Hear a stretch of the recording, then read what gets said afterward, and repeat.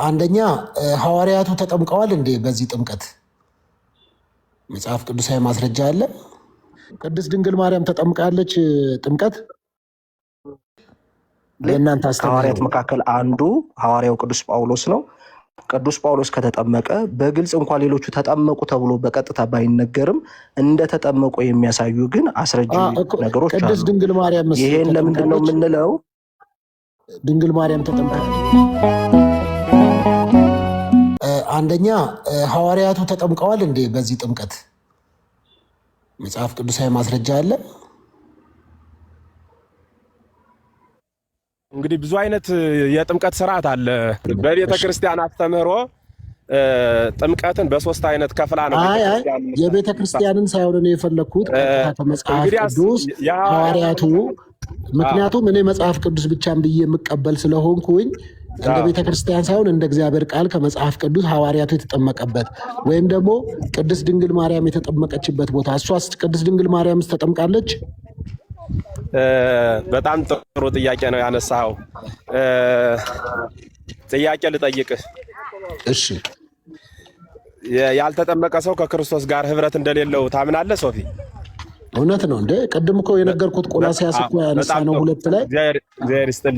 እግዚአብሔር ይስጥልኝ፣ አመሰግናለሁ። ከክርስቶስ ጋር ህብረት ማለት ከክርስቶስ ጋር መኖር ነው አይደል? እውነት ነው። ይኸው ቅድም ነገርኩት፣ ከመሞቱ ጋር መሞት፣ ከመነሳቱ ጋር መነሳት። በዘመነ ብሉይ የነበሩ ሰዎች የት ነው የገቡ? አልተጠመቁም። እንግዲህ እዚያ ውሃ አለ ሲኦል ውስጥ እንዴት አድርገው የጠየቁትን እሱን እኮ ነው። እርስዎ መጠመቅ ከድነት ጋር ስላገናኙት እኔ እኮ ጥምቀት ለድነት ይሆናል ብዬ አይደለም የምቀበለው። እርስዎ ስላሉኝ እስቲ ይንገሩኝ ነው። ከሐዋርያቱ መካከል ወይም ቅድስት ድንግል ማርያም በእርግጠኝነት ተጠምቃለች ብለው ያምናሉ? ወደ እሱ ነው አሁን ያንን ሁሉ መልስ ለመስጠት ወደዚያ ስገባ፣ መጽሐፍ ቅዱስ ሁሌም ቢሆን አቅጣጫ ጠቋሚ ነው። እኛ ደግሞ በመጽሐፍ ቅዱስ ብቻ ምናምን አማኞች አይደለንም። መጽሐፍ ቅዱስ የተብራራባቸውን ክታቦች ሁሉ እንቀበላለን። ቅዱስ ዮሐንስ አፈወርቅ በጥቅሉ አፖስቶሊክ ፋዘርስ የሚባሉ የቀደሙ አባቶች እነ ቅዱስ ቄርሎስ፣ እነ ቅዱስ አግናጢዮስ ምጥው ዘአንበሳ፣ እነ ቅዱስ ሄሬኔዎስ፣ ሌሎቹም ሊቃውንት ያብራሩበት ዛሬ ላይ በእንግሊዝ ብቻ የምታያቸው እንትኖች ቃላቶች በእንግሊዝኛ ተጽፈው የተቀመጡት ሀሳቦች ብቻ ሳይሆኑ በመጽሐፍ በብራና ሳይቀር በሀገራችን በቅዱስ ቤተክርስቲያን ተጽፈው አግናጢዮስ ምን እንዳለ እሱን ምንም እቀበላለሁ። እሱን በሙሉ እናንተ የምትሉትን ነገር እኔ እቀበላለሁ፣ አከብራለሁ። ለእኔ ግን እንደ እምነት አቋም መገለጫ ግን ከሱ የተለየ ስለሆነ እኮ ሶፊ እንዳንተ ያለ እንደ ሶፊ የሚል መጽሐፍ አጥቼ ሳገኝ ወደፊት መልስልሃለሁ። እንደ ቤተክርስቲያን ስለዚህ እንደዛ ነው። አሁን እርስዎ ጥምቀት በብሉይ ኪዳን አልነበረም ነው የሚሉት አይደል? እርስዎ አልነበረም ብቻ ሳይሆን የለም፣ ለፈውሰ ስጋ ካልሆነ በቀር ለድህነት ዓለም ጥምቀት የሚባል የለም በዘመነ ብሉይ። እሺ፣ ታዲያ ኢየሱስ ክርስቶስ የተጠመቀው በአዲስ ኪዳን ወይስ በብሉይ ኪዳን? አዲስ ኪዳን ማለት እኮ ከልደተ ክርስቶስ ጀምሮ ነው ሶፊ፣ 2018 እያልህ እኮ ገባኝ እኮ። አሁን እኔ ጠየቅኩት፣ ኢየሱስ በብሉይ ኪዳን ተጠመቀ በአዲስ ኪዳን? አይ ያማ ዮሐንስ በ30 ዓመቱ ጥምቀትን ክርስቶስ ከሚመሰርትበት ድረስ ለንስሐ ነበረ ዮሐንስ የሚያጠምቀው እንጂ ታዲያ ምን ነበረ? ዮሐንስ ሲያጠምቅ የነበረው በብሉይ ኪዳን ነው በአዲስ ኪዳን ነው? በዘመነ ብሉይ ነው እንጂ የንስሐ ታዲያ እኮ በብሉይ ኪዳን ጥምቀት አልነበረም አሉኝ እኮ። አይ ቆይ አሁን ጥምቀቱ ምን አይነት ጥምቀት ነው እንጂ ጥምቀትማ ገሌ ተጠምቆ ነጻ ከለምጹ ገሌ እንደዚህ ሆኖ በዮርዳኖስ ብቅ ጠልቅ ብሎ የሚል መጽሐፉ በጠቅላላ ይሄንን ሐሳብ እኮ ይገልጻል። ያ ጥምቀት ምን ጥምቀት ነው? የጥምቀቱ አይነት ነው። ፈውሰ ስጋ የሚያሰጥ ከሆነ አለ ብያለሁ እኮ ቅድም። ለድህነት ግን የሚያገለግለው ከእግዚአብሔር ጋር ህብረት ለማድረግ በዘመነ ብሉይ ግዝረት እንደ ጥምቀት ያገለግላል። በዘመነ ሐዲስ ደግሞ ግዝረትን ተክቶ ጥምቀት ተገለጸ። ያ የተመሰረተው በክርስቶስ ነው። በቅድምና ግን ለንስሐ ለለምጽ መንጫና ከእግዚአብሔር ጋር ሲጣሉ ይሄ በደዌ በለምጽ ይመቱ ስለነበር ከዚያ ለመንጻት የሚደረግ ነው እንጂ በዘመነ ብሉይ ጥምቀት ተመስርቷል ብለን አናስተምርም፣ አንናገርም። ዘመነ ሐዲስ የምንለው ግን ከልደተ ክርስቶስ ነው የምንጀምረው። እሱን 1 ዓመት 2 ዓመት ብለን ቆጥረን ነው ዛሬ 2018 የደረስነው። እንደዚያ ነው። ሌሎቻችሁም ጋር ትንሽ ተወያዩ። ወደ ከተማ ድምፅ አለ እኔ ጋር ሶፊ ያው ቅዱስ ጳውሎስ ሐዋርያ መሆኑን ታምናለህ? ትቀበላለህ? ምንም ጥያቄ የለውም። ያው ግን እዛ ጋር እንደርስ ብዬ እኮ ነው። ያው አንተም ልታነሳ የፈለግከው ነገር ገብቶኛል። እንግዲህ ጳውሎስ ያዘዛትን ትእዛዝ ልታነሳ እንደሆነ ይገባል። ትእዛዝ አልሰጥህም። ትእዛዝ ሳይሆን ጳውሎስ የተጠመቀውን ጥምቀት ነው ማሳይህ እኮ ልትለኝ ነው እኮ። ተጠመቁ ብሎ የተናገራትን የተጠመቀውን ብለህ ልታመጣ አይደለም። ተጠመቁ ብሎ የተናገረውን አይደለም። እሺ መጠመቁን ነው ማሳይህ። ምክንያቱም ከሐዋርያት መካከል በዚህ ጥምቀት የተጠመቀ አለ ወይ ብለህ ስለሆነ የጠየቅከው ሐዋርያው ቅዱስ ጳውሎስ ደግሞ ራሱ ከሐዋርያቱ መካከል አላልኩ። ሐዋርያት ተጠምቀዋል ወይ? ሁለተኛ እስቲ አንተም በግልጽ እሳቸውን በደንብ አልነገሩኝም። ቅድስት ድንግል ማርያም ተጠምቃ ነበር ወይ? አው ቅድም እኮ ስትነጋገሩ ምን ብለህ ነበረ? ለምሳሌ ሐዋርያት ተጠምቀዋል ወይ? ከሐዋርያት የተጠመቀ አለ ወይ ያልክ ስጠይቅ ስለነበረ ነው ያልኩህ። ያው እንግዲህ ጳውሎስ የነበረበት የሐዋርያት ተጠምቋል። ጳውሎስ ግን ተጠምቋል አልተጠመቀም? ሶፊ እኮ እሱን እንድንመጣ ነው። ግን እስቲ ይህችን መልስልኝና እሱን በሰፊ እናውራበት። ቅድስት ድንግል ማርያም ተጠምቃለች ጥምቀት? አሁን እኛ እንዴት መሰለህ በአዲስ ኪዳን ትምህርታችን ውስጥ በቀጥታ ኤክስፕሊሲትሊ መጽሐፍ ቅዱስ ላይ በዝርዝር እነከሌ እነከሌ እነከሌ ተጠመቁ ተብሎ የሐዋርያት እንትኑን በጌታችንና መድኃኒታችን ኢየሱስ ክርስቶስ እናት ቅድስት ድንግል ማርያም ተጠምቃለች። ለእናንተ ሐዋርያት መካከል አንዱ ሐዋርያው ቅዱስ ጳውሎስ ነው። ቅዱስ ጳውሎስ ከተጠመቀ በግልጽ እንኳን ሌሎቹ ተጠመቁ ተብሎ በቀጥታ ባይነገርም እንደተጠመቁ የሚያሳዩ ግን አስረጅ ነገሮች አሉ። ቅድስት ድንግል ማርያም ይሄን ለምንድን ነው የምንለው? ድንግል ማርያም ተጠምቃለች። ይሄ ምን ይፈይዳል? አሁን ይሄ ነገረ ጥምቀት መጠመቁ አስፈላጊ ነው አይደለም የሚለውን ለመመለስ እኮ ነው። ንገረኛ። መጽሐፍ ቅዱስ ላይ እንደዛ በኤክስፕሊሲትሊ እንደዛ አልተቀመጠም። ስለዚህ ተጠምቃለች። ያንተ ነው ምን ስትል የነበረው ነገር የለም። እሱን ተወውና ምን እናድርግ መሰለ፣ ከመጽሐፍ ቅዱስ ውጭ ብለህ ስለምታምን አንተ ከመጽሐፍ ቅዱስ ውጭ ባለ አስተምህሮ ቅድስት ድንግል ማርያም ተጠምቃለች የሚል አስተምህሮ አላችሁ ወይ? ምን ይጠቅማል አሁን ይሄ ጥያቄ? እኔ ፈልጌው ነው ለድነት እኔ ፈልጌው ነው። መጀመሪያ መቻመንክ አሁን ሶፊዬ ከዚህ እንጀምር። ማመን ሳይሆን ምን መሰለህ፣ ለምሳሌ አደላ ለእኔ መልስልኝና ከዛ ጥያቄ እየጠየከኝ እኔ መልሳለሁ። እንደዛ እናድርግና አንተ ተጠምቃለች ብለህ ታምናለህ ወይ? ምንድን ነው ጥቅሙ? አሁን ለምሳሌ አንተና እኔ እያወራንበት እስካሁን የምናወራው እኮ ጥቅም ስላለው ስለሌለው እያልን መች መረጥን? እዚህ ላይ ሲደርስ ነው እንጂ እኔ ደግሞ አንተ ጋር ባወራ የምመርጠው የቱን መሰለህ ሶፊ? እኔ ለመማር ነው እዚህ የመጣው ቁጭ ያልኩት፣ ጊዜ እያጠፋ ያለሁት ለመማር ለማወቅ ይጠቅመኛል። ሌሎች ሰዎች የሚጠቅመኝ ምክንያት ሌሎች ሰዎች ሲጠይቁኝ መልስ እንድመልስ ይረዳኛል። የእናንተ መጀመሪያ ጥምቀት ለኃጢአት ስርየት መሆኑን ሳትቀበል ማርያም ተጠምቃለች አልተጠምቀች ምን ይጠቅማል? ግድ የለም ንገረኝ። ለእኔ ባሮኪ ምን ችግር አለ? እኔ ደግሞ አሁን አንተ ጋር ጊዜ ካጠፋሁ እንድናጠፋ የምፈልገው ጥምቀት ለኃጢአት ስርየት ነው። ይሄ ጊዜ አውስድብህም። ይኸው 2 ደቂቃ ለምሳሌ ሶፊ 2 ደቂቃም አይፈጅም ባሮኪ፣ 2 ደቂቃም አይፈጅም። ታገሰኛ እንድመልስልህ ታገሰኝ። አሁን እኛ ይመልሱልህ። እስኪ ሶፊ እስኪ አዳምጣቸው እስኪ መምህርን እኮ አንዴ ይመልሱልኛ። መምህር ተጠምቃለች? አዎ ተጠምቃለች ወይ አልተጠምቃለች? ይኸው ሊመልሱልህ ነው። አሁን እናታችን ቅድስት ድንግል ማርያም ሞታለች ወይ ብለህ አንተ መልስ የለህም። ማርያም እንዲህ ብላለች አይደለችም በሚለው ላይ አይደለም። ለምሳሌ እኔ እያወራሁ ያለሁት ምንድን ነው የሚጠቅመው? መጀመሪያ ያነሳኸው ጥያቄ ምንድን ነው? ጥምቀት ለኃጢአት ስርየት ነው አይደለም? ከሱ መጀመሪያ ያለብን ሰዎች ምን አለ መሰለ መምህር፣ ምን አለ መሰሎት እኔ ጋር በእውቀት እንድመልስ አንዳንድ ለምሳሌ ፕሮቴስታንቶች የመጡ እኔ ፖድካስት ላይ ኢንተርቪው ሳደርግ ስለሚያነሱት ሀሳቡን ያልሰማሁትን የማላውቀውን ነገር ከነሱ ጋር መሞገቻ ከማደርገው መሞገቻ እንዲሆንኝና እንዳውቅ መረጃውን ለማወቅ ነው። እና ቅድስት ድንግል ማርያም ተጠምቃለች ሲሉ እንዲህ ነው። ቅድም ለምሳሌ ሐዋርያቱን ስጠይቆት ሐዋርያቱ ተጠምቀዋል የሚል ምንም አይነት ማስረጃ የለም፣ ስለ ጳውሎስ ግን ልነግር ይችላለሁ አሉኝ እና መለሱልኝ። ልክ እንደዛ ደስ የሚል መልስ ነው። ልክ እንደዛ እንዲመልሱልኝ ነው። አሁን እሷ ተጠምቃለች ወይ ጥምቀትን ወስዳለች ወይ ኢየሱስ ክርስቶስ እንደተጠመቀ ነገሩኝ ቅድም መምህር ኤፍሬም፣ ምክንያቱንም ነገሩኝ። አሁን የፈለግኩት ቅድስት ድንግል ማርያም ደግሞ ተጠምቃለች ወይ የሚለውን እንዲነግሩኝ ነው። እርሰው ተጠምቃለችም አልተጠመቀችም የሚል ማስረጃ ልሰጥህ አልችልም ስላልተጻፈልን። እኔ ግን አንተ ጋር እያወራሁ ያለሁት አሁን ይሄ አይጠቅምም። የሚስጥራተ ቤተክርስቲያን የነገር ሃይማኖት ትምህርት በማርያም ላይ አይደለም የተመሰረተው። ይልቁንም የሚጠቅመው ጥምቀት ለኃጢአት ስርየት ነው አይደለም። እኔ ምን መሰለው ከእርሶ ፖይንት ኦፍ ቪው ብቻ ለምን ያዩታል እንደዚህ? ይሄን ሀሳብ አሁን ለምሳሌ ተጠምቃለች ብለው የሚሉ ኦርቶዶክሳውያን አሉ፣ አልተጠመቀችም ብለውም የሚሉ አሉ። ለመቀበል ግራ ስለገባኝ እነማን ናቸው? ትናንትና እኔ ቤት ገብተው ኦርቶዶክሳውያን ናቸው። አይ ለእኔ እኮ ነው የፈለግኩት። ትላንትና እኔ ጋር መጥተው እንዲህ አይነት መረጃዎችን ሲያወሩ መምህር አላገኘሁኝም ነበረ። ስለዚህ ለዛ ነው የጠየቅኩት እንጂ እውነት ለመናገር ለማወቅ ነው የጠየቅኩ ያለሁት። አልተጻፈልንም። እኛ አሁን ባልተጻፈልን ላይ ሶፊ አሁን ባልተጻፈልን ላይ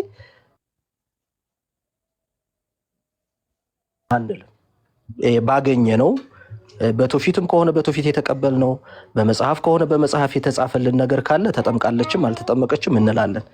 አሁን ግን እኔ ባነሳው ጥያቄ ተጠምቃለችም አልተጠመቀችም አልልህም ነው። የለም እንደዛ አልተነገረንም አልተሰጠንም።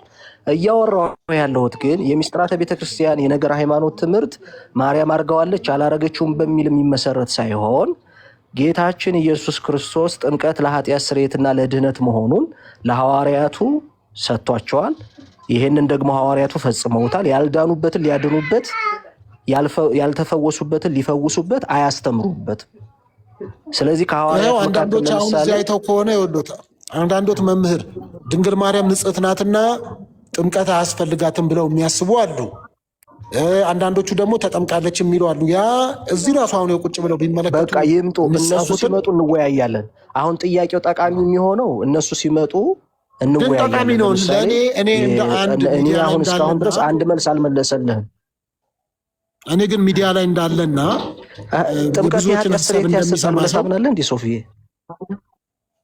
እኔማ ቅድም እኮ ሀሳቤን ቆላስይስ 2 እኮ 12 አንስቼ ነግሬ ከዛ አንጻር እኮ ተወያይቼበታለሁ። ግን አሁን አንዳንዱ እየተሳደበ ነው እዚህም አሁን እንትን ላይ እና ይሳደባሉ ኮሜንት ላይ እንደሚያዩት። እንግዲህ እነዚህ የሚሳደቡ ሰዎች ኦርቶዶክሳውያን ናቸው ብዬ አላስብም። እውነት ለመናገር ጥያቄ ሲጠየቅ ጥያቄ መመለስ፣ በአግባቡ መወያየት ደግሞ እዚህ የምናወራው ከመምህራን ትልልቅ ከሆኑ ሰዎች ጋር ስለሆነ ከዛ አንጻር ነው እና እሱንማ ቅድም የቆላስይስን ግን ይሄኛውን ቅድም አሁን ኢየሱስ ክርስቶስ የተጠመቀበትን በዮርዳኖስ ሲጠመቅ መምህር ኤፍሬም በደንብ በጥሩ ገለጻ እውቀት ሰጥተውኛል።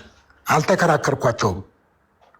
እንዲህ ብለው ከመጽሐፍ ቅዱስም ከመጽሐፍ ቅዱስ ውጭም የቤተ ክርስቲያናችን አስተምሮ እያሉ ሲነግሩኝ እሺ ብዬን የተቀበልኩት።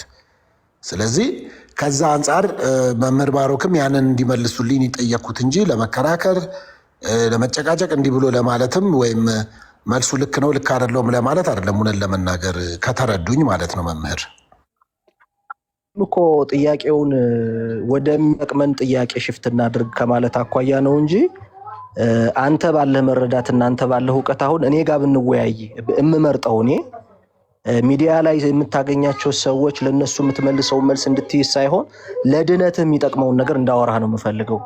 አንተ ደስ ብሎኝ እሱን እኮ እሳቸው አወሩኝ። አሁን መምህር ኤፍሬም ስለነገሩኝ እኮ አምናሃል ተቀብለሃል። አሁን ለስሬታ በደንብ ሰምቻቸው ለልቤ የተረፈልኝን ወስጃለሁ። ስለዚህ ታምናለህ ማለት ነው። ሚዩት ያደረግኩትና ጥምቀት ለኃጢአት ስርየት ነው በሚለው እኮ ተወያየን ከሳቸውና ነገሩኝ። ሰማሁኝ እኮ ጥያቄ የነበረኝን ጠየኳቸው፣ ነገሩኝ። ይሄኛውን እንዲነግሩኝ ነው ኮርሶ የጠየቅኩት። በቃ እኔ አሁን ቅድም የመለስኩልህን ነው የምደግምልህ ሶፊዬ። የተለየ መልስ በዚህ በአሁን ባነሳው ቤተክርስቲያኗ የምታስተምረው ነገር የለም። አንዳንዶች ኦርቶዶክስ ነን ብለው መጥተው አይ ቅድስት ድንግል ማርያም አልተጠመቀችም የሚሉ አሉ። ተጠምቃለች የሚሉ ካሉ ይምጡና ያገኙበትን ይስጡን። ያገኙትን መረጃ ያገኙበትን ይስጡንና ከዛ እንቀበላቸዋለን፣ እናወራለን፣ እንወያያለን። በየት በኩል ከየትኛው መምህር ከየትኛው መጽሐፍ አገኙት የሚለውን መወያየት እንችላለን ከሱ ጋር። አሁን አንተ እነሱን ነው መሞገት ያለበት። ጥያቄውን ተጠምቃለች የሚሉ ከሆነ በምን ማስረጃ ከየት አገኛችሁት? መጽሐፉ መምህር ከየት ነው ያገኛችሁት? ይሄን የሚለውን ከነሱ ብትቀበላቸው ነው የሚሻለው። ስለዚህ እርሶ ተጠምቃለችም አልተጠመቀችም ማለት አንችልም ነው የሚሉት? አልልም። አዎ ስለዚህ እሺ በደምብ ተረድቻለሁ። መለሱልህ እኮ ሶፊ፣ ምን ሆነሃል? ምን አሉኝ? መለሱልህ። ተጠመቀችም አልተጠመቀችም አልልም ካሉ መልስ ነው እሱ እንደዚሁ በደፈናው። አዎ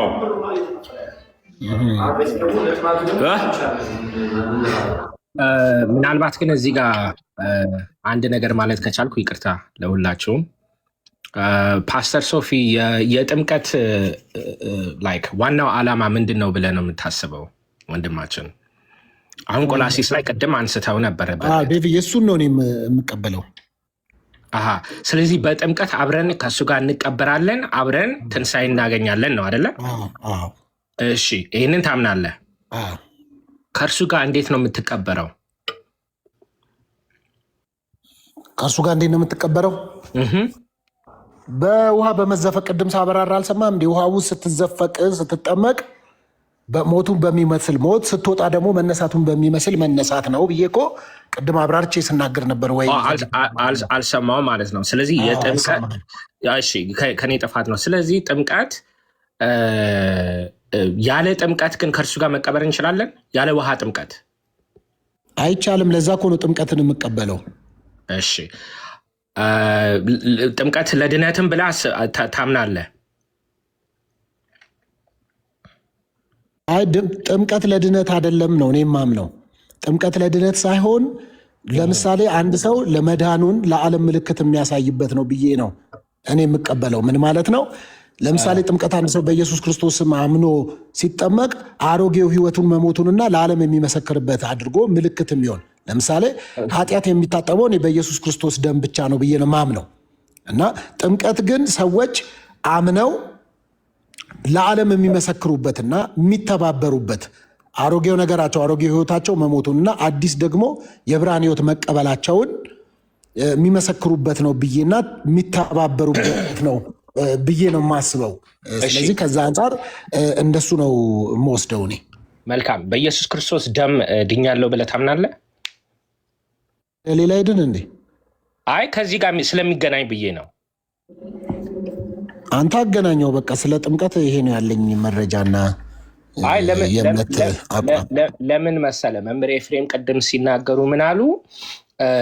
ጥምቀቱን ደሙን ከጥምቀቱ ጋር አይተን ስለማናየው ነው እኛ ኦርቶዶክሳውያን ማለት ነው። ስለዚህ አንተ ጀስት ስትሬት ፎርወርድ ጥያቄ ነው፣ በደሙ ታጥቤ ድኛለሁ ብለህ ታምናለህ ወይ ነው ጥያቄው። ቅድም እኮ አልሰማኸኝም? ለምሳሌ ሰዎች ከስርየት በኋላ የሚደረግ የመታዘዝ ለምሳሌ አንድ ሰው ኃጢአቱን በክርስቶስ ኢየሱስ ደም መደምሰሱን አምኖ ንስሐ ሲገባ ነው። ያ ማለት ምንድን ነው? በጥምቀት ደግሞ ያው የሚገኘው አዲስ ሕይወት ለሰዎች ሁሉ በይፋ በደሙ እየጠየቅኩ ነው። በደሙ ታጥቤያለሁ ድኛለሁ ብለህ ታምናለህ ወይ ነው ጥያቄው። ቀራኒዮ ካልክ ሌላ እኮ ትርጉም የለውም። በቃ ተሰቅሎልኛል ደምቶልኛል ካልክ እኮ ትርጉም የለውም። ይህን ትርጉሙ የምታወራው ነው አንተ። እሺ፣ ስለዚህ ክርስቶስ ላይክ ፊዚክሊ ነው የተሰቀለው፣ ፊዚክሊ ነው ደም የደማው ብለህ ነው የምታስበው ወይስ ሲምባሊክሊ ነው ደሙ? ሲምባሊክሊ ነው ለምልክት ነው የደማው እንጂ ፊዚክሊ ደም አልደማውም ብለህ ታምናለህ? ምንም በቃ ደም ካልፈሰሰ ስርየት የለም እኮ። ስለዚህ ፊዚካል ደም ነው ብለህ ነው የምታስበው? ቀራኒዮ ላይ የክርስቶስ ቀራኒዮ ላይ ደምቶልኛል፣ ቆስሎልኛል፣ ተሰቅሎልኛል ብዬ ነው የማምነው። እሺ፣ ያ ደም ፊዚካል ደሙ የማዳን ችሎታ አለው? ያ ደም ማለት ነው የፈሰሰው ደም ስለሆነ ሳይሆን የክርስቶስ ደም ስለሆነ ነው እኮ። የክርስቶስ ደም ፊዚካል ደሙ የፈሰሰው ደም ደሙ የማዳን ኃይል አለው እንዴ? በደንብ እንጂ በደንብ። እሺ፣ ያ ደም አንተን መቼ ነካ? በእምነት እኮ ነው ክርስትናን የምትድነው፣ በእምነት ነው የምትድነው። ስለ እኔ ክርስቶስ ኢየሱስ ቆይ አዳምጠኛ። ያ ማለት ቅድም ያነበብኩልህ ቆላስይስ 2:12 ላይ ከክርስቶስ ጋር አብረን ሞቱን በሚመስል ሞት መነሳቱን በሚመስል ደግሞ መነሳት፣ አንድ ሰው ውሃ ጥምቀት ውስጥ ወይም ውሃ ውስጥ ሲዘፈቅ ከሱ ጋር ሞቻለሁ፣ ከውሃው ሲወጣ ደግሞ ከሱ ጋር አብሬ ተነስቻለሁ እያለ ያንን መተባበር እያደረገ ለሌሎች ደግሞ አሮጌው የነበረው ሕይወቴ ሞቶ አዲስ ሕይወት ይዤ ተነስቻለሁ ሲል በውሃ ይተባበራል ብዬ ነው የማምነው። የኔ የእምነት አቋም እንደዛ ነው እያልኩኝ ነው። እሱን ተረድቻለሁ። ግን የኔ ጥያቄ ምን መሰለ? ያ ደም በቀራኒው ላይ የፈሰሰው ደም ፊዚካል ነው ወይስ ሲምቦሊክ ነው ብዬ ጠይቄያለሁ። ፊዚካል ደም ነው አልከኝ። ፊዚካል ከውሃ ወደ ደም መቀላቀልከው እኮ። ውሃውና ደሙ አብረን ነው የምናየው ብለው እኮ መምህር ኤፍሬም እኮ ቅድም አስረድተውታል። እናንተ አስተምሮ ነው፣ እኔን እኮ አይመለከትማ።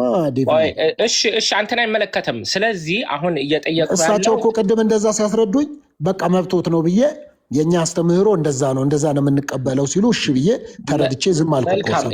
የኔ እኮ ጥያቄ አንተ በምታምነው ላይ ነው። አትጠይቅ ካልከኝ ችግር የለውም አልጠይቅም። ግን የኔ አንተ በምታምነው ላይ ጠይቀኝ ችግር የለውም እኮ ብያለሁ። እኔ አሁን ስለ ውሃ ጥምቀት የውሃ ጥምቀትን ያነሳ ነው ወደ ደሙ ጋር ወደ መስቀሉ ጋር ምናምን ባንሄድ አብሮ ነው የሚሄደው እኮ እያልኩ ነው። ወይ ለአንተ ነው አብሮ የሚሄድልህ፣ ለአንተ እኮ ነው አብሮ የሚሄድልህ። ለእኔ አይመለከተኝም።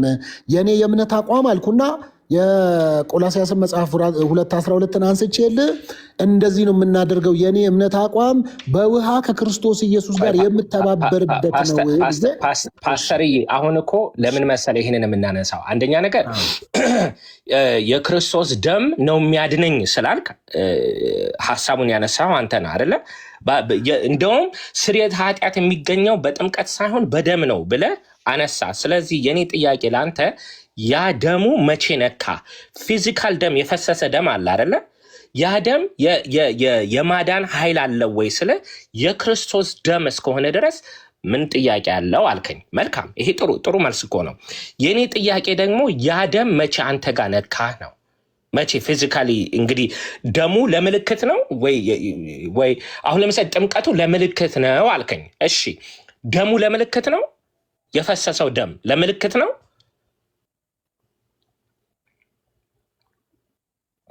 ፓስተር ከኔ ጋር ነህ? ጨርስ ብዬ እኮ ነው፣ ያው በመሀል ገባህብኝ እንዳትል ብዬ ነው። አይ አሁን እኮ እየጠየቅኩ ነው። ስለዚህ ያ የፈሰሰው ደም ለምልክት ነው ወይ የፈሰሰው፣ ወይስ የእውነት የፈሰሰው ፊዚካል ደም ነው ብለህ ነው የምታምነው? ምን ይላል እንግዲህ ዕብራውያን 9:12 ላይ ማየት ትችላለህ። የዘላለም ቤዛ እንደሆነ ደሙ የፈሰሰው ደም የኢየሱስ ክርስቶስ ደም እንግዲህ የዛሬ 2000 ዓመት የፈሰሰ ነው አይደለም። ግን ዛሬም ሰውን ከኃጢአት የማንጻት የመፈወስ የመታደግ ኃይልና እንትኑ አልቀነሰም። ምክንያቱም ዛሬ ትኩስ ነው ደሙ፣ ዛሬም ማለት ነው። ትኩስ ነው ማለት አክቲቭ ነው ማለት ነው። አንተን መቼ ያገኛል? ታዲያ እንደዛ እንበል። ለምሳሌ ኢሳያስ ትንቢት ሲናገር ምን ብሎ ተናገረ? በእሱ ቁስል እኛ ተፈወስን አለ። ኢየሱስ ክርስቶስ ከመምጣቱ ከ720 ዓመት በፊት የተነገረ ትንቢት ነው። ታዲያ ኢሳያስ ከየት መጥቶ ነው በእርሱ ቁስል እኛ ተፈወስን ያለው? እንግዲህ እሱ የተናገረው ትንቢት ከ720 ዓመት በኋላ ከተፈጸመ ከየት መጥቶ ነው ታዲያ ነቢዩ በእሱ ቁስል እኛ ተፈወስን ያለው? ይሄ ጥሩ ጥያቄ እኮ ነው ፓስተር፣ በጣም ጥሩ ጥያቄ ነው። እሺ ኢሳያስ ትንቢት እየተናገረ ነው። ትንቢት የሚናገረው ስላልተፈጸመው ገና ኢየሱስ ክርስቶስ ስለሚመጣው ትንቢት እየተናገረ ነው። አሁን ግን ትንቢት እየተናገርን ሳይሆን በደሙ ታጥቤ ድኛለሁ ነው ያልከው። ታጥቤ የሚለው ቃል ላይ ፎከስ ብናደርግ ወይ ደሙ ሲፈስ ለምልክት ነበርና ደሙ እንደፈሰሰ ስላመንኩ ደሙ ሳይሆን ያዳነኝ ሌላ ነገር ነው ብለህ ንገረኝ። ከዛ በኋላ አም ኦኬ ላይክ እስማማለሁ። ደሙ ነው ግን ያዳነኝ ከሆነ ደሙ መቼ ነካህ ብዬ እጠይቃለሁ። ደሙ መቼ ነው አንተ ጋር የደረሰው? ወይ እንዳልከው ነው ወይ በፋይቭ ሶላ እምነት ብቻ ብለህ ከሆነ ደሙ መፍሰስ አምናለሁ፣ ለምልክት ነው የፈሰሰው፣ ወይም ደሙ ራሱ ሳይሆን የሚያድነን ዝም ብዬ እምነቱ ነው የምትለኝ ከሆነ እቀበላለሁ። አይደለም ደሙ ራሱ አድኖኛል ካልከኝ ግን ደሙ መቼ አንተ ጋር ደረሰ ብዬ ግን ጠይቃለሁ።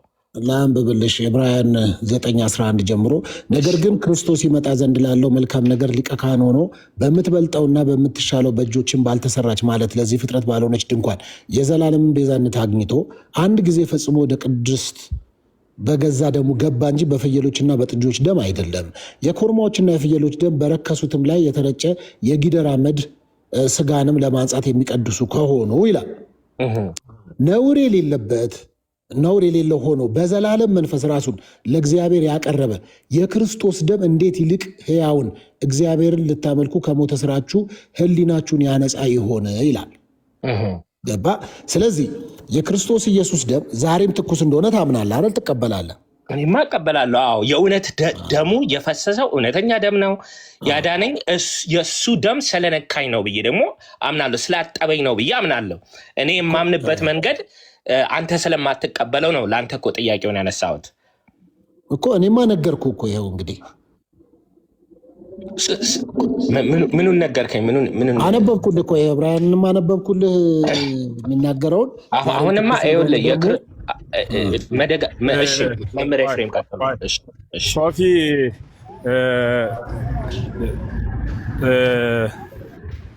ዛሬ ድረስ የክርስቶስ ደም ያ አንድ ጊዜ በቀራንዮ የሆነው ለሁል ጊዜ የሚሆን ትኩስ ደም ነው ብለህ ታምናለህ? አዎ ይኸው እሱን እኮ ነው እያነሳን ያለ ነው። የእኛም እምነት እንደሱ ነው። ወደ ሌላ ጥያቄ።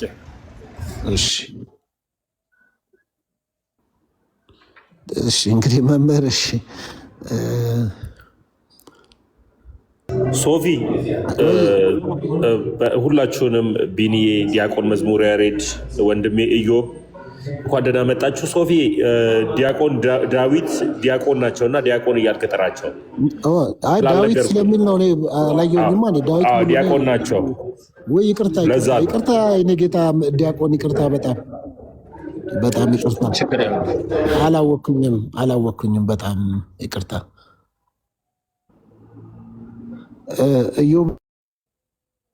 ፓስተር ሶፊ እንኳን ደህና መጣ። ሰላም ነው ወይ? ስላየሁ ደስ ብሎኛል። ዲያቆን ዳዊት፣ መዝሙረ ያሬድ፣ ሌሎቻችሁም ኢዮብ፣ ሁላችሁ በጥቅሉ ሰላም ብያለሁ። እንደምሰነበታችሁ። ኢዮብ እኮ አናግሮ ነበር በኮመንት። ሰላም ብያለሁ ሁላችሁ። አቃቢ እምነት ሶፊ ሰላም ብለናል። ማን እምነት? አይ እምነት እያቀብክ ነው ብዬ ነው። እና ድምጼን አላቅም ታዲያ?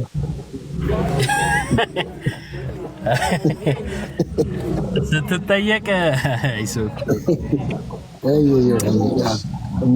የክርስቶስን የማዳን ስራ የምትቀበለው በጸጋ ነው አይደለ?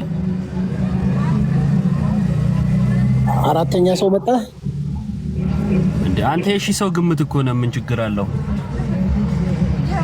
እኔ ትከሻይም ጭንቅላቴም ሰፊ ነው፣ እግዚአብሔር ይመስገን።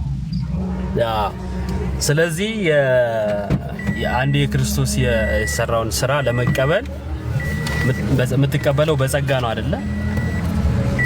ኔትወርክህ አይሰማም።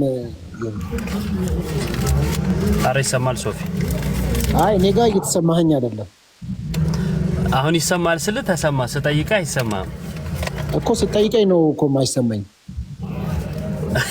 እሺ አይ ምንድነው ሐሳቤ ነበር። ይመቾት እርሶ ደግሞ እናንተ እርሶ ስንት ጊዜ ኖረን እርሶ የምንካወት። ዲያቆን መዝሙረ ስላየሁት ደስ ብሎኛል። ናፍቀውኝ ነበር የጠፉ። እሺ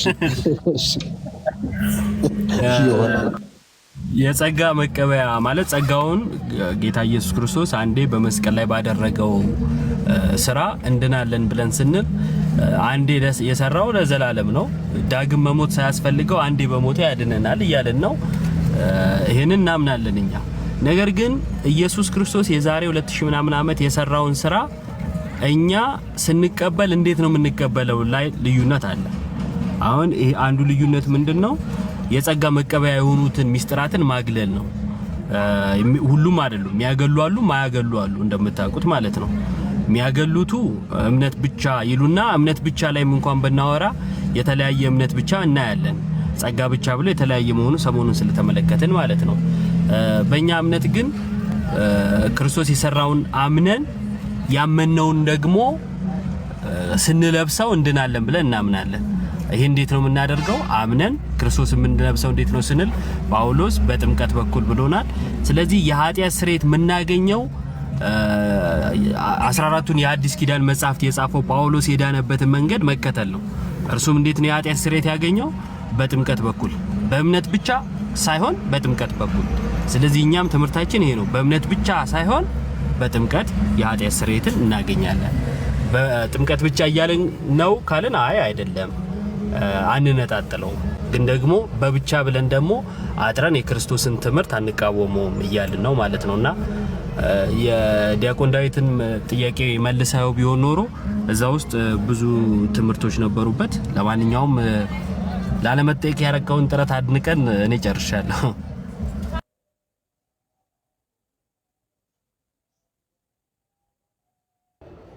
መጋቢ ፓስተር ሶፎንያስ ለሁ እሺ፣ ጠያቄን ቀጥል። የኢዮብን ማትመልስም አውቃለሁ። ወደ ሌላ ጥያቄ ቀጥል። ኢዮብ አይመልስልህም። ጥሉ ያሬዶ፣ ሌሎቻችሁም ቀጥሉ። እሺ ሰላም ብያለው። ሰላም ይሁን ለሁላችሁ።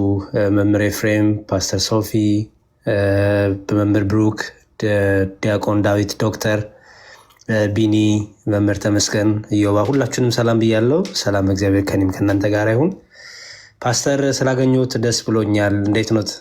ደህና ደህና። ዲያቆን መዝሙር እንዴት አሉ? ሰላም ኖት ወይ? ጠፍተዋል፣ ተጠፋፍተናል። ሁሉ እግዚአብሔር ያክብርልኝ። አይ መልካም። እኔ እንኳን ለእርሶ ጥያቄ ሳይሆን ያለኝ እንደ ማሳሰቢያ ነው ቱ ቢሆነስት እና እሱ ምንድነው ከርዕሳችሁ ውጭ ሊሆንብኝ ነው፣ ይቅርታ። ግን አይ ቲንክ ትናንት ነው ከትናንት ወዲያ የወንድማችን የመልኬን ቪዲዮዎች ፖስት ተደርጎ አይቻለው እና ጥሩ ነው፣ ኢንተርቪው ምናምኑ አሪፍ ነው። ግን አይ ዊሽ አንድ ነገር ቢያደርጉ ደስ ይለኛል። እሱ ምንድነው ለምሳሌ እኛ ትናንት ነው ከትናንት ወዲያ ውይይት ስናደርግ አንድ ሰው ገባ፣ የሚገርሙት እና ገባና ከቤተ እምነትን ስንለው ከሙሉ ወንጌል አለን። ከዛ ግን ሲያወራ ግን የኦንሊ ጂሰስ አንደበት ነው ያለው። ስለዚህ ምን አደረግ ነው ኢዮባም ነበረ፣ አንተ ኦንሊ ጂሰስ ነህ፣ ሙሉ ወንጌል አይደለህም፣ ምክንያቱም ሙሉ ወንጌል እንዲህ አታስተምርም፣ ይሄ ሙሉ ወንጌል ትምህርት አይደለም ብለው ነው መጨረሻ ላይ በደንብ ጭምቅ ስናደርገው ያው ኦንሊ ጂሰስ እንደሆነ ደረስንበት ማለት ነው። ትክክለኛ ነው ትክክለኛ ነው ለማለት የግድ የቤተ እምነቱ አባል መሆን አልጠበቀብንም። ምንድን ያደረግነው የሙሉ ወንጌል ትምህርት ስለምናቅ በሙሉ ወንጌል የእምነት መግለጫ ልጁን ያዝነው ማለት ነው እና በኋላ ይቅርታ ጠይቆ ውሸት እንደሆነ የተናገረው አለፈ ማለት ነው። እንዲሁም ከሌላ ከሙሉ ወንጌል አንድ ሰው መጥቶ እንዲሁም እንዲያናግረው አደረግን። ፓስተር ኔልሶን አደራ የምንለት ምንድነው ብዙ ሰው እርሶ ቤት ይገባል።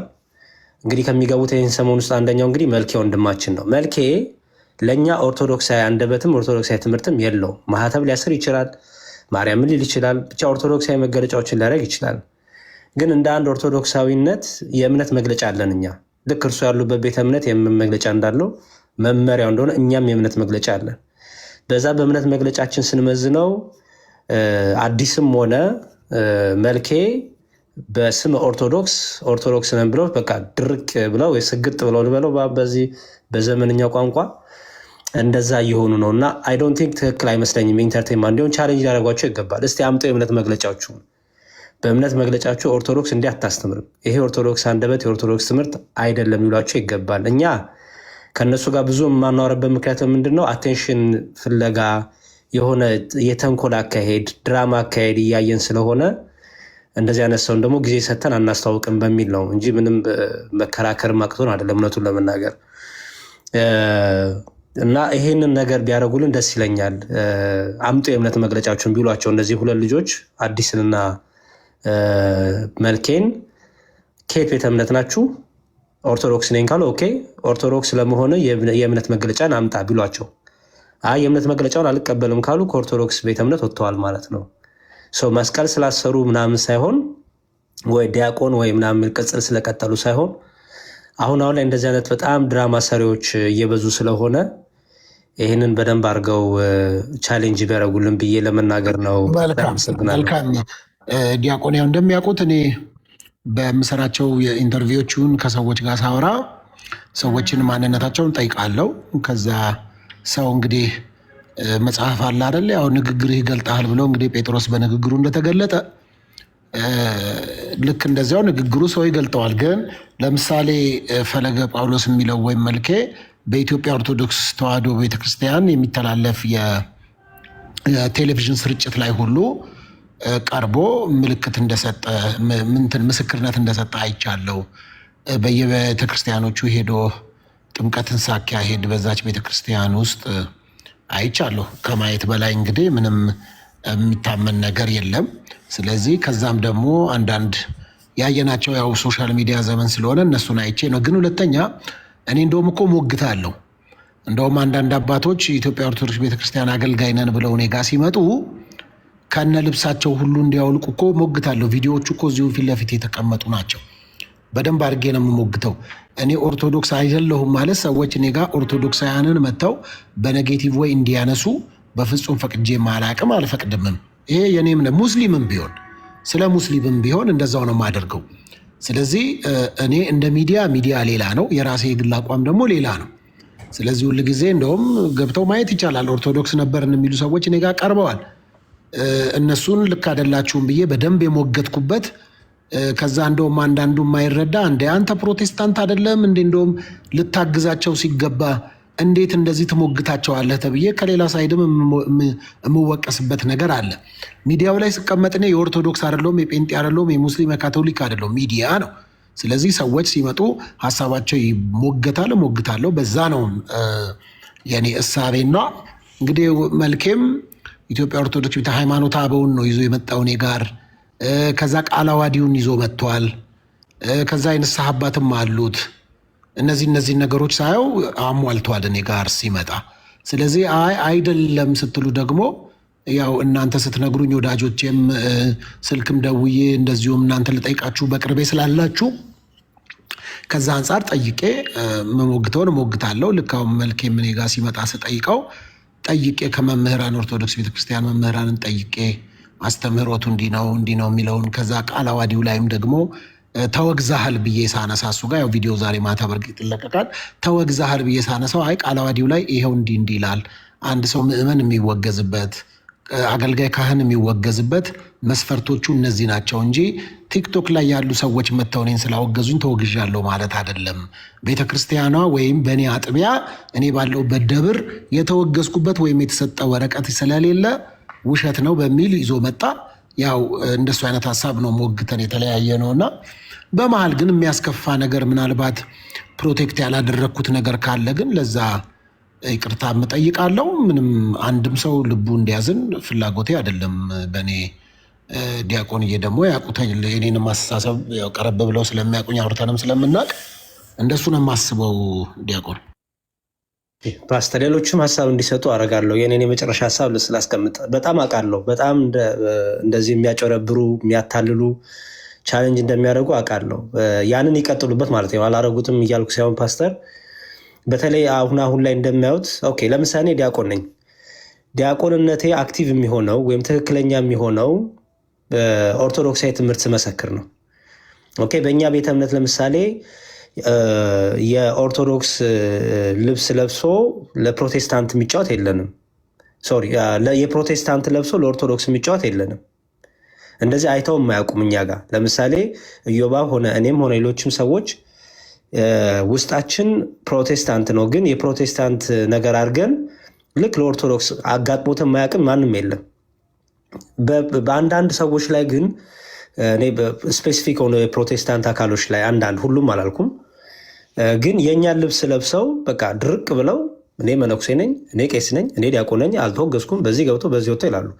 የሚገርሙት ነገር እነዚህ ልጆች፣ እነዚህ ሰዎች፣ እነዚህ ግለሰቦች ለመወገዝ ቤተክርስቲያን እኮ መገኘት አለባቸው። በቤተክርስቲያን በአውደ ምሕረት አይታወቁም። ቤተክርስቲያን በሰንበት ቤት አይታወቁም። በቤተክርስቲያን በአባልነት የት ደብር፣ ለምሳሌ አሁን መልኬ እንደዛ አለ። ኦኬ ጥሩ፣ የት ደብር በምንነት ነው የሚያገለግለው? ምእመንማ ማንም ሰው ገብቶ የሚወጣባት ቤተክርስቲያን ናት። ማንም ሰው ገብቶ ጉባኤ ተሳትፋል፣ ቁጭ ብሎ ይማራል፣ ከዛ ነጠላውን ለብሶ ፎቶ ይነሳል። ኢዚ ቀላል። ሰው ተንኮል ካሰበ ወጥቶ ከዛ ልክ መልኬ ከፕሮቴስታንት ሲመጣ አዎ ቤተክርስቲያን አውደ ምሕረት ሰጥታ እንዲመሰክር አድርገዋለች። ይሄ ማለት ግን ሰባኪ አድርገዋለች ማለት አይደለም። ዲያቆን አድርገዋለች ማለት አይደለም። የሆነ ስልጣን ሰጥተዋለች ማለት አይደለም። ሰው መልኬ ምእመን ነው ለቤተክርስቲያን፣ ሰባኪም አይደለም፣ የተሾመ ምንም አይነት ነገር የለውም። ስለዚህ እያንዳንዱን ምእመን ቤተክርስቲያን ስታወግዝ አትውልም። ምንድነው የምናደርገው? በምእመን ደረጃ ምንፍቅና ሲናገር አንድ ሰው የኦርቶዶክስ ልብስ ለብሶ ኦርቶዶክስ የማትለውን ነገር ካለ እኛው ራሳችን እታች ያለውን ሰዎች ይሄ የክህደት ትምህርት ነው፣ ይሄ ቤተክርስቲያን አይወክልም፣ ያረከው ልብስ ያረከው ከላይ ምናምን ሊገልጥ ይችላል፣ ውስጥ ግን ሲናገር አንደበትህ የሌላ ቤተ እምነት ትምህርት ነው የምታወራው። ስለዚህ ይሄ ትምህርት ትክክል አይደለም። እኛ እያወገዝን አይደለም። ግን ለይ ማንነትህን። እልህ ይዞም ከሆነ ወይ ደግሞ የሆነ ከሰዎች ጋር ግለሰብ ጸብ ካለብህ በትምህርት አይደለም። አሁን ላይ በትምህርት ሆነ ሰዎች ብሶታቸውን የሚወጡት እና ዲያቆን አዲስ የሚባልም አለ። አሁን ባለፈው እኛ ቤት ሆኖ ብዙ ዲስከሽን አድርገናል። ፐርሰናሊ እሱ ልጅ አሁን የት እንደሚያገለግል እኔ አሁን እዚህ ይናገራል የት እንደማገለግል ምንም ችግር የለብኝም። ማንም ሰው መጥቶ የማገለግልበትን ደብር የማገለግልበትን ቤተክርስቲያን የንስሐ አባቴን ቄሰ ገበዙን አስተዳዳሪውን ሲያልፍ ደግሞ ሊቀ ጳጳሱ ማውራት ይችላል። እኔም በተመለከተ ማንም ሰው ከፈለገ እኔ መረጃን ይሰጣለሁ። ለምን ምንም የሚያሳፍረኝ ነገር የለማ። ምን ያሳፍረኛል? የቤተክርስቲያን ትምህርት ከተናገርኩ ድረስ ሌላ ድብቅ ዓላማ ሌላ ድራማ እስካልሰራው ድረስ ምንም ያሳፍረኝ ነገር የለም። አሜሪካ ሀገር ለምትኖሩ ሰዎች ከፈለጋችሁ ሰጣችኋለሁ መረጃ፣ ምንም ችግር የለብኝም። እነዚህ ግን በኦርቶዶክስ ስም ግን የሚነግዱት ሰዎች ግን ተናገሩ ደብራችሁን ሲባል አይናገሩም። እንትን ልትበለኝ ልታስደበድበኝ፣ ይሄ ውሸት ነው፣ ይሄ ሌብነት ነው። ቤተክርስቲያንን የቤተክርስቲያን ነገር ተናግር ያለው እስካለ ድረስ ምንድን ነው የሚያስፈራው? የመልኬን ደብር አናቅም፣ የት እንደሚያገለግል በምን እንደሚያገለግልም አናቅም። የዲያቆኑም የተባለውንም የት ደብር እንደሚያገለግል አናቅም። ግን አንደበታቸው ሲከፈት ግን ኦርቶዶክሳዊ ትምህርት የላቸውም። ከኛ ጋራም ህብረት አያደርጉም። ምክንያቱም ዘይኖ ትምህርት ላይ የተለያየ ነገር እንደሚናገሩና ያንን ኮንሲደር እንዲያደርጉ ነው። ፓስተር ይቅርታ ስላረዘምኩ ጊዜ ይስጥልኝ። ስለሚያደርጉት ነገር ግን በግሌ በጣም አመሰግናለሁ። ደስ ብሎኛል ስላገኘሁት ድጋሚ። እሺ ዲያቆን ችግር የለም። እኔም በዛ እንግዲህ ድንገት ያው ጳውሎስም ንግግር አብዝቶ ሰው እንደወደቀበት በመሀል ንግግር አብዝቼ አስቀይሜ ከሆነ በአንዳንድ ጉዳዮች ላይ ይቅርታ ጠይቃለሁ። ግን ያው እንዳሉኝ ነው የማደርገው። ብዙ ቪዲዮችን አይተዋል፣ ከዚህ በፊት አውርተንበታል። እኔ ማንም ከማንም ቤተ እምነት አንዱ መጥቶ በመበሻሸቅ ወንጌል አላምንም፣ አልቀበልም። እኔ ማምነው በመከባበር ላይ የተመሰረተን ወንጌልን ነው። ወንጌል ማብሸቂያ ሳይሆን ሰዎች የሚድኑበት እውነት ስለሆነ፣ ስለዚህ ሰው ሁለት ማንነት ይዞ እኔ ጋ ሲመጣ እሺ በዚያው ንግግር ጥሩ ነው እስካሁን ያለው በተግባር እንድታሳየን የምንፈልገው ነገር ግን አሁን ዲያቆን መዝሙረ ካለው በተጨማሪ ምነግርህ ጥያቄ ልትጠይቅ ከፈለግ ስለ ኦርቶዶክስ ተዋሕዶ ቤተክርስቲያን አስተምህሮ በመላት መረዳት ፈልጋለሁ ብለህ ካሰብህ በጉባኤ ቤት ያደሩ ምስጢር ያደላደሉ በሰንበት ትምህርት ቤት ወይ በዲቁናው ዓለም የኖሩ ቤተክርስቲያኗ ባፌ ተናገርበት በከንፈሬ ተናገርበት በወንበር የተቀመጥበት ብላ ያሰናበተቻቸው ወንድሞች አሉ፣ አባቶች አሉ። እነሱን መጠየቅ ይቻላል። በተለይ እንዲህ አይነት ፈንገጥ ብለው ለግል አስተምሮ የሚያመነጩ ግለሰቦችን ስለ ቤተክርስቲያኗ ቀርበው መረጃ የመስጠት መብትም የላቸውም፣ ግዴታም የለባቸውም። ስለሆነም እንደዚህ አይነት ሰዎችን ባለመጠየቅ ሁሉ ተባበረን። አመሰግናለሁ። ሶፊ አይ እዮባ ሀሳብ አለው መሰለኝ ሊወጣ እንትን ብሎበታልና ብታስቀድመው እዮባ ሀሳብ ግን እዮብ ካለ ወደኋላ ሆናለሁ። እሺ ያው ያሬዶ ስላነሳው በዚሁ ሀሳቤን ለመስጠት ያክል ነው። ያው የመጀመሪያው የሚቀድመው ቲክቶክ ላይ እውነት ነው አውጋዥም ተወጋዥም አይኖርም ማለት ሰብሰብ ብለን ቲክቶክ ላይ ላይቭ ከፍተን እስቲ ዛሬ ከሌና አውግዝ ብለን ምናደርገው ስልጣኑም እንትኑም የለንም፣ ትክክልም አይደለም። እንደዛ አይነት የቤተክርስቲያን አስተምሮም ስለሌለን ነው። ያ ማለት ግን በትምህርት አንመዝንም ማለት አይደለም። ሰው በንግግሩ በትምህርቱ በሚያወራው ነገር ማንነቱ ይለያል። አንድ ሙስሊም መጥቶ ዝም ብሎ ሌላ ወሬም ቢያወራ ሙስሊምነቱን እናውቃለን። ክርስቲያን ነኝ የሚልም በክርስትና ይታወቃል፣ ኦርቶዶክሳዊም በኦርቶዶክሳዊነቱ ይታወቃል። የራሳችን ምንታወቅበት ለዛ አለን፣ ምንናገራቸው ቃላቶች አሉ እና እያንዳንዶቹ ነገሮቻችን ማንነታችንን ይገልጻሉ ማለት ነው። እና አስቀድሞ እነ ከሌ ወይም ጳጳሳት ወይም ሲኖዶስ ያውግዘኝ ለማለት እኔ ማንኝ ይቀድማል። እና በዚሁ አጋጣሚ ማንም ከሜዳ ተነስቶ የፈለገውን ስለቀባጠረ ከዛ ሲኖዶስ ተሰብስቦ ምናምን ይባል ነገር የለም። አንዳንድ ስተቶች አሉ እኛም ጋር ዘሎ አውደ ምሕረት እየሰጡ ሰዎችን ያልተገባንን ቦታ ያለን እስኪመስለን ድረስ ልባችን እንዲያብጥ ያደረግነው እኛው ራሳችንን። አንዱ ስተት ይሄ ነው። ያም ነገር ስለተፈጠረ ደግሞ በዛን ያክል ከፍ ያላችሁ ናችሁ ማለትም አይደለም እና አንዳንድ ትዕቢቶች ለዛ ያጣሉ እና ትምህርት የማይመልሳቸው ነገሮች አሉ አንዳንድ ጊዜ ማለት ነው። እና አንዳንድ ሰዎች ትምህርት የማይመልሳቸው አሉ። እኔ እንደዛ ነው ማምነው። ሁሉ ነገር በትምህርት ላይሆን ይችላል። አንዳንድ ጊዜ ብዙ መንገዶች ነው እና ምንድነው በትምህርታቸው ኦርቶዶክስ እንዳልሆኑ እየታወቁ እኔ አሁን እንተና ማነው ሁለቱ ሰዎችን አይደለም ከነሱ በላይ በጣም ያስገረመኝ እነሱ አንዴ ለይቶላቸዋል ብዬ ነው። ከነሱ በላይ ያስገረመኝ ምንድነው እሱ ቁጭ ብለው የሚታወቁ ፕሮቴስታንቶች ማለት ነው የኦርቶዶክስ ትምህርትን እያወሩ እንዳልሆነ እየታወቀ ድጋፍ ይሰጣሉ። በርታ፣ ጠንክር፣ ልክ ነህ አንተን ኦርቶዶክስ ይላል እንዴ። እሱ ኦርቶዶክስ ከሆነና የሱን እምነት ካመንክ አንተ ሲጀመር ለምን ወጣ ከቤተ ክርስቲያን እንዴ? ያንተን እምነት እየነገረህ ግን የኦርቶዶክስ ነው ሲል እሺ ብለህ ተቀብለ ከዛም የኦርቶዶክስ ትምህርት እኮ ነው ምትል ከሆነ ሲጀመር አንተ ስለምን ትወጣለህ? የሱ ትምህርት የኛ ትምህርት ከሆነ የኦርቶዶክስ ትምህርት ከሆነ አያችሁ ይጋጫል ሐሳቡ በራሱና እኔ በዚህ ውስጥ የምረዳው ለቤተ ክርስቲያን ያላቸውን ጥላቻ ነው። አንዳንዶች ማለት ነው ለቤተ ክርስቲያን ያላቸው ጥላቻ ከማንም ጋር ቢሆን ቆሜ ሰራለው እስከ ማለት ነው። ቤተ ክርስቲያን ከሚሳደብ የቤተ ክርስቲያን ትምህርት ያልሆኑ ከሚናገር ጋር ሁሉ ቆመው ለመስራት ዝግጁ ሆኑ ሰዎች አሉ እዚህ ሶሻል ሚዲያ ላይ ማለት ነው። እና ዙሪያቸውን ከበዋቸው የምናያቸው ሰዎች እነዚህ ናቸው። ሌላ የመጨረሻው ሐሳቤ ምንድነው መሸነጋገል ይቀር በጣም ሽንገላዎች ምናምኖች አሉ። ይሄ ለራሳችንም ጭምር ነው። እየታወቀ ማንነታቸው አንዳንድ ሰዎች ንግግራቸው እየወጣ ወጥተው የሚናገሩት ክርስቲያናዊ የሆኑ ትምህርቶች እየተገለጠ እኔ እኮ ካህና ከብራለሁ እኔ እኮ ከሊያ ከብራ በቃ አንተ እኮ ልክ ነህ። እንደዚህ አይነት መሸነጋገል ውስጥ አትግቡ። ራሳችሁን ነው የምታታልሉት። ይሄንን ከፍም በትልቅ ደረጃ በአገልጋይ ደረጃ ያላችሁ ጭምር ውስጡን መጻጻፍ ከዛ አንተ እኮ ምናምን ሲወጣ ግን ምዕመንን የሚበክል ንግግራቸው ትምህርታቸው ይታያል።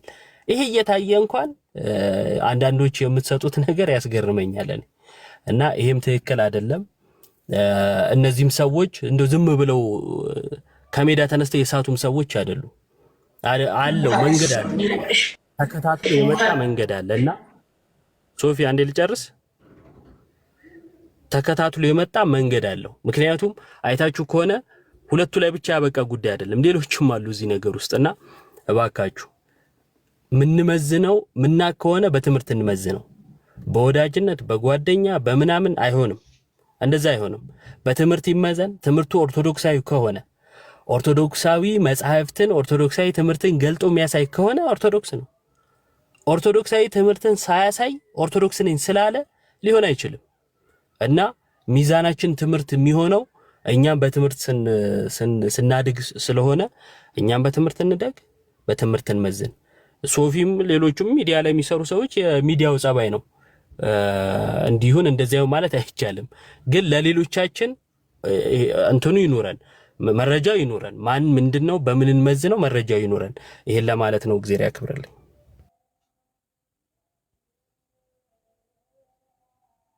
እናመሰግናለን።